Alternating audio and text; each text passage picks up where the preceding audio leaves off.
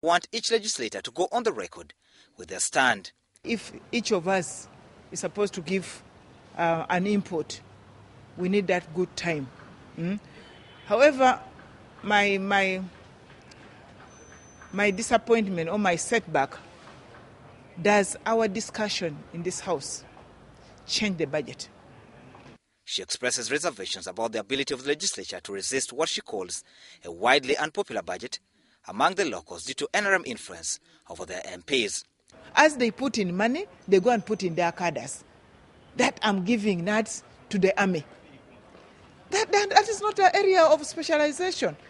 She urges that the increments in the agricultural sector are politically motivated to entrench the NRM in the countryside, a move she says will be perpetrated by the veterans. This a few days after Dutch ambassador to Uganda, Alphonse Henneken, said the government's financial discipline will be determined in the run to the 2016 general elections.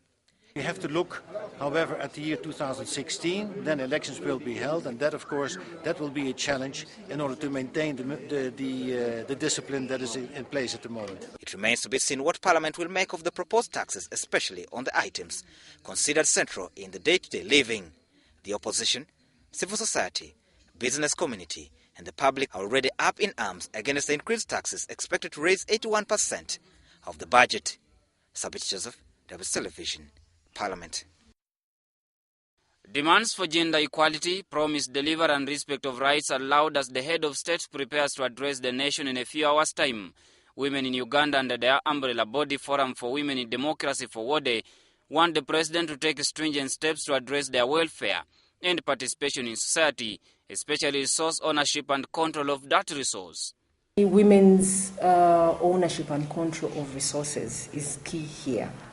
We know that while Uganda invests on an annual basis to the tune of, this year it will be about 14 trillion Uganda shillings in the national budget, not so much of that goes to address specific issues of women like maternal health, like education of girls.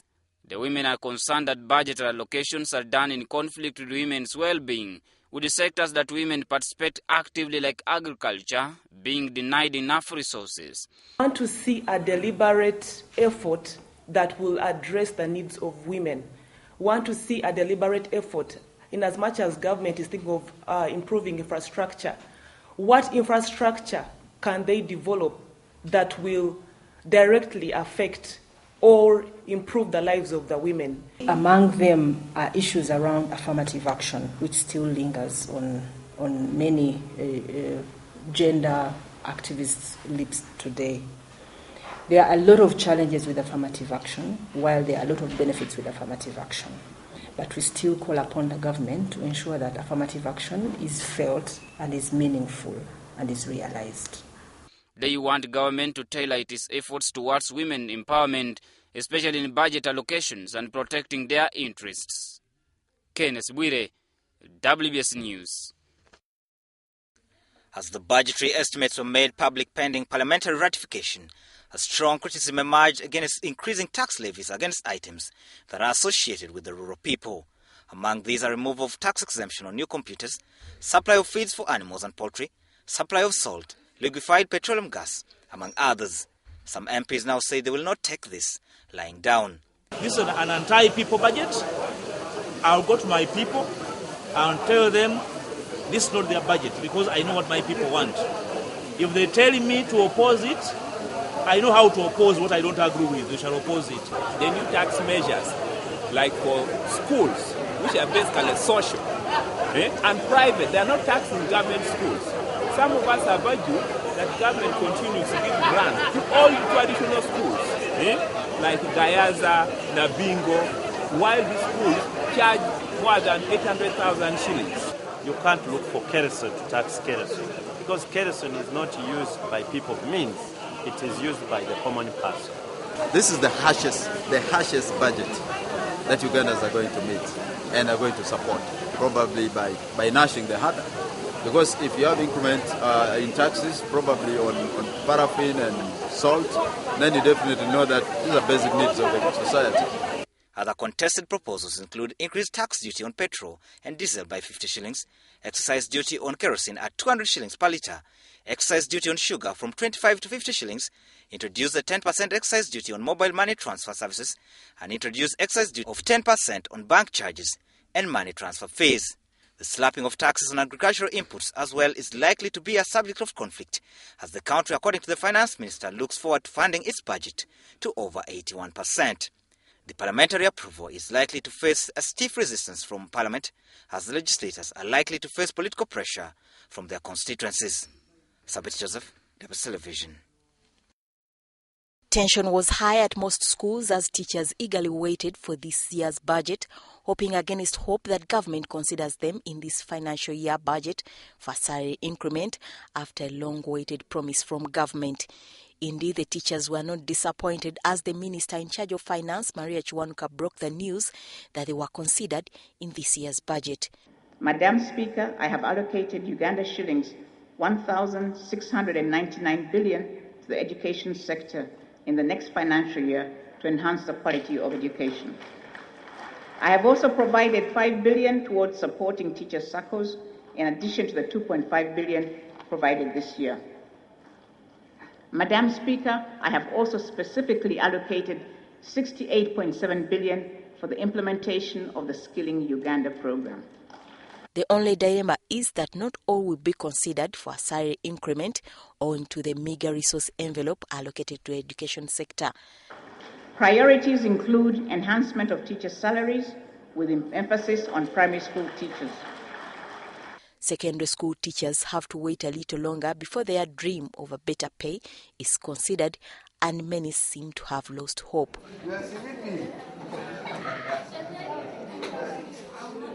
Anguyo Arias Ari is among those secondary school teachers whose dream of being remunerated highly has been shattered. I'm actually disgruntled so much with the education budget because I'm a graduate teacher. I have taught as a diploma teacher for the last over 10 years. The likes of Anguyo are many who believe government should invest more in the education sector. They will keep on losing good people because of the issue is not about not increasing, but as long as they promise and then they don't fulfill their promise, then you lose confidence in the government. Our income, you have heard the minister say there has been a drop in our earnings, but we always hope, we are hopeful that we shall get better pay. A secondary school teacher takes home 460,000 shillings, a salary many say is nothing owing to the rising cost of living. Stella Nabakoza, WBS TV. The vision for the National Development Plan for the period between 2011 to 2015 is to have a transformed Ugandan society from a peasant to a modern and prosperous country within 30 years. This document is supposed to guide the formulation of the national budgets during this period. However, the Civil Society Budget Advocacy Group, CSBAG, observes that this has not been the case. NDP as a guiding document in terms of our development is not being financed the way it is supposed to be. The linkage has still failed to come up. NDP had said we should be able to spend like 13 trillion, and the budget actually is in 14 trillion. So an indication that we have actually surpassed the targets of NDP, which is very good. But it is the nitty-gritty that then matters. Where does the money go? And I think that's where the biggest concern is in terms of the priorities. When we set a goal to achieve as a country, we should stick to it, and that's called budget discipline. Even following the suspension of aid by some development partners, Julius Mukunda, the coordinator of CSBAG, argues that there are enough funds to implement all government programs. We have the money, yes, but we're not spending it the way NDP would have wanted us to spend. And I think that is the biggest challenge our country is facing, of ensuring that we spend according to the targets. And if we don't do that, then however rich we are, we shall still remain a poor country. He adds that technocrats in government ministries, departments and agencies have apparently ignored the National Development Plan and in pursuit of their own programs will continue to derail the realization of the National Development Plan, whose focus over the 5-year period is growth, employment and prosperity for socio-economic transformation.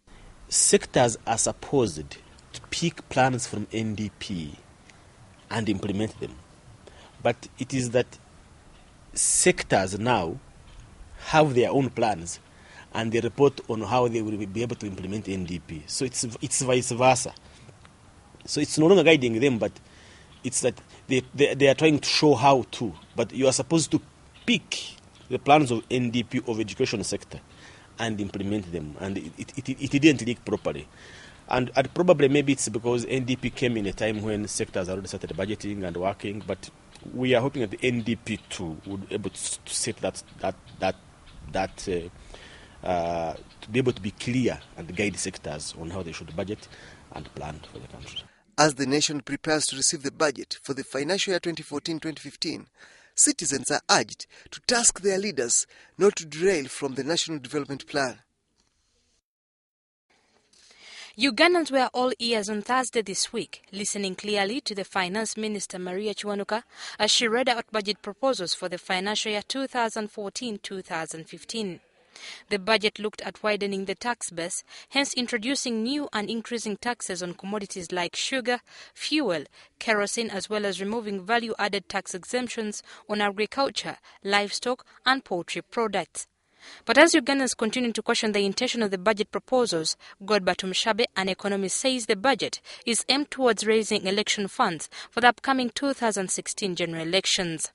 If you see the way the president has been moving around in the name of campaigning against poverty, but basically he's on a campaign trail, and that all that has to be funded by the taxpayer because of the position in which he is and the indiscipline with which government actually manages the public funds. Opposition leaders, including Uganda Federal Alliance Party President Betty Namisango Kamya, share a similar view, though Dutch Ambassador to Uganda Alphonse Henkens cautioned, saying that Uganda has challenges in financing different programs. Of course, I'm sure that government has got its own hidden agendas and mischief.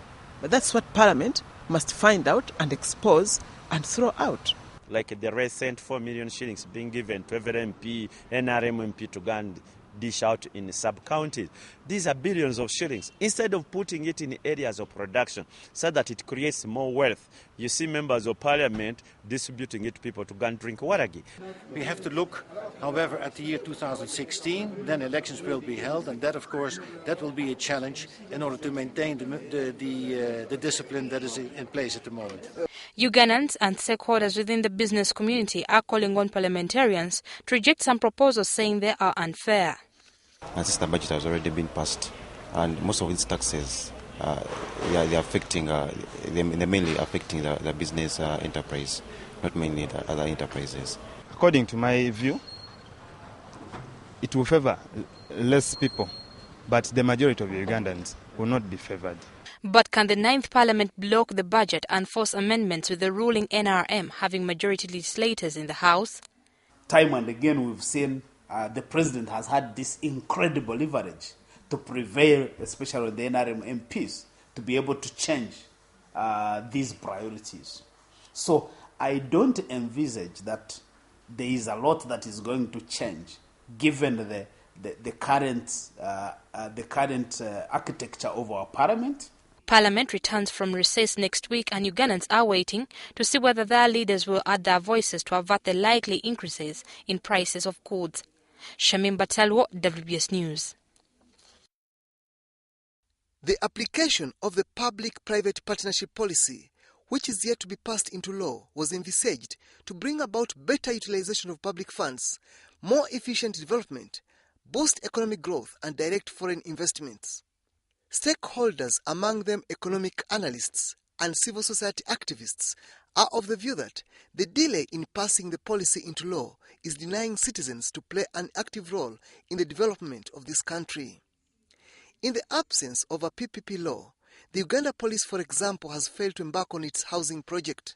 So the earlier this law is passed, the better, because it creates a good framework to protect taxpayers' money against the interests of private investors. At the same time, it ensures that government institutions can leverage the capacities, the money and the expertise of people in the private sector. So it's a good law. We are just hoping that it's passed soonest. However, with government considering the revival of a cooperative bank, another debate arises. Have commercial banks failed in the implementation of the agriculture credit facility, which falls under the public-private partnership concept? Farmers need to produce, they need money to go in the garden and produce, they need infrastructure to sell their produce. For the rest of us, we need food to reach us at a reasonable price. So again, we are not going to tell them that wake up, go to the bank and manage the bank, then in the afternoon go to the garden.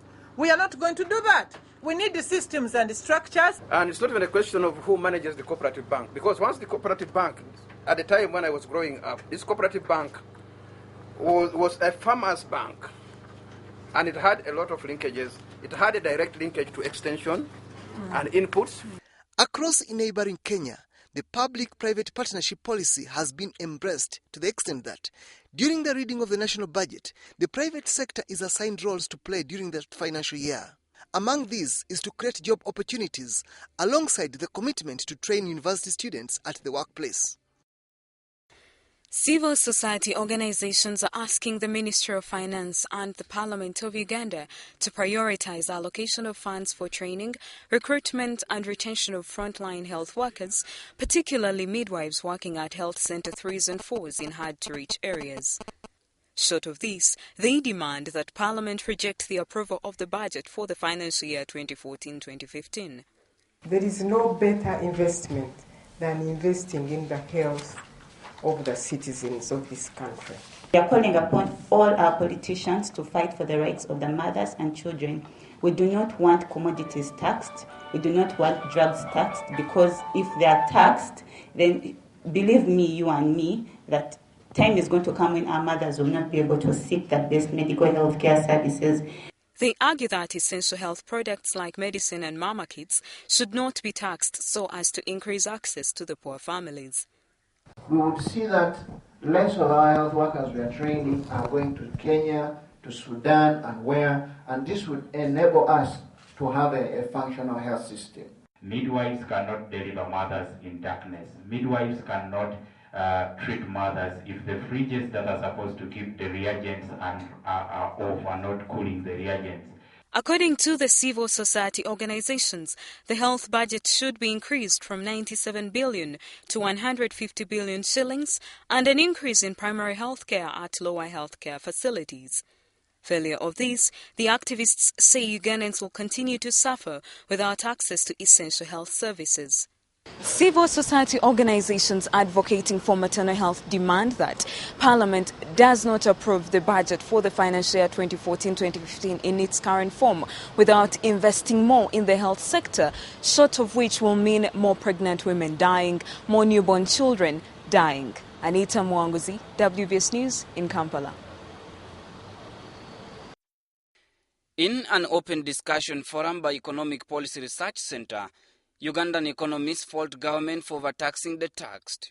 To them, budget financing has targeted the weakest people in the economy, including those who provide food to the population. Taxing cereals in a liberalized environment, I'm yet to be educated how this tax is going to be collected. When you grow maize and you grow beans, we don't have registered farmers. It's a liberalized marketing system. I'm yet to be educated about the cost, the efficiency of that tax. They argue that the 2014-2015 budget allocation has failed to equitably allocate resources and that the key progressive sectors have been ignored. The taxes on agriculture sector, to them, will make Uganda suffer food insecurity and inflation that will affect the entire economy. But the Executive Director of Research and Policy at the Bank of Uganda, Dr. Adam Mugume, insists that the population has no option but to fund its own budget. I have never heard that you can even tax a whore. That's how desperate you can be as a government, ladies and gentlemen. You tax a whore. That's how desperate we can be. To finance a deficit, there are about three sources mainly. You borrow domestically, you borrow externally, or you come to Bank of Uganda, turn on the printer. The printer is out of function. The spare parts are no longer working, so you can't print money from Bank of Uganda. The economists advise government to deal with spending challenges set right priorities and close what they term as bogus projects. The problem is governance. The Americans add the word stupid. I don't know why they do that. It is governance stupid. That's where the problem is. And governance is a broad term, we all know. A key component of the governance problem of this country is corruption. Let's deal with corruption first. Then whatever little money we get will give us mileage. Otherwise, you are going to fund the Mukene project, Rabbit project. All these projects, by the way, are up and running and taking a lot of money. There was a Rabbit multiplier project. Taxes that have raised fear among the public include additions to mobile money withdrawals, as well as basic commodities like sugar, salt, water, as well as an increase in kerosene and fuel that has direct multiplier effect on commodity prices. Kenneth Bwire, WBS News. The budget also focuses on services, and services like in the UK and the US, 99% of the economy is providing services. And then fourthly, the budget is focusing on ICT technology, especially e-commerce, where the products that are manufactured in Uganda can be placed on the website and that kind of thing. Information flow, that's what I'm saying, globally. We would expect at least the president to consider the local person. Yeah, they should decrease on the prices of the things. Sugar, paraffin, those things which are usually used at home. And of course they should look at the teachers and the doctors, because